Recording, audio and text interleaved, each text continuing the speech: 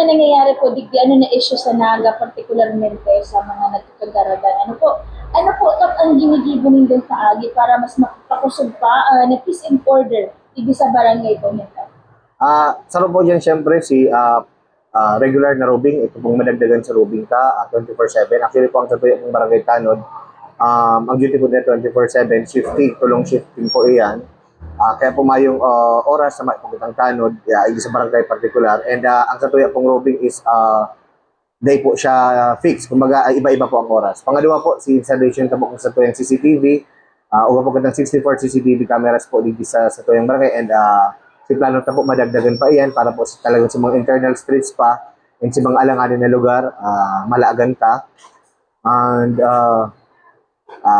yan po, si Padagos sa pong ginigibo para po masiguro na safe and secure ang satuya pong lugar. Pero syempre po, Argan Police, kulang po talaga ang satuya pong Tanod Forceman.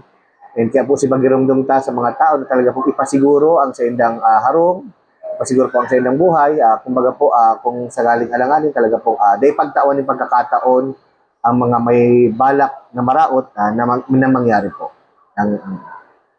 Sa curfew po ka, particularmente sa Kaubenan, may lockdown po ba kami din isinasilibutan? Yes po, definitely.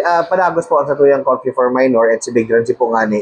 Pag alas 12 po ning banggit na nagbago na po baga si oras, definitely po pag minaagihan kita o nahihiling sa CCTV na alanganin na oras, naglalakaw or dawa po nga nakapadjak na garo iba po ang motibo. Nahihiling naman po baga kay sa hero. Definitely po video man yan kung satuyang Tanod para po ipagirumdom o sabihan na kung pwede magtinir na mag-uli na sa na pong harong since yaon na po kita itong oras na dapat nasa harong na ang lambang tao sa na. Sa mga Kaubenan po sir na madudunong pa, sige pang layaw-layaw dyan, ano po sir ang magiging mensahe po nyo doon? Yan po, especially po sa mga minor, yan po, actually ang ginigibutan po sa mga minor kaya pag nahihiling tang alangan na oras yaon pa, base po sa batas, hinahatod na lang po yan sa ilang mga magulang, sa kanya-kanya nindang harong, ipapagiramdam po ang magulang na ipasiguro ang sa ilang mga kakean, lalo po, iba na ang nangyayari. And yan po, si pagiramdam ka sa inda na pag dis oras na, siguro po ang ipagiramdam pag sa mga hobig, pag sa mga magulang, na sana po siguraduho na ang sa inyong mga aki, pag abot kang oras na alas 10 o lalo alas 12, yaon na po sa loob ng sa inyong harong.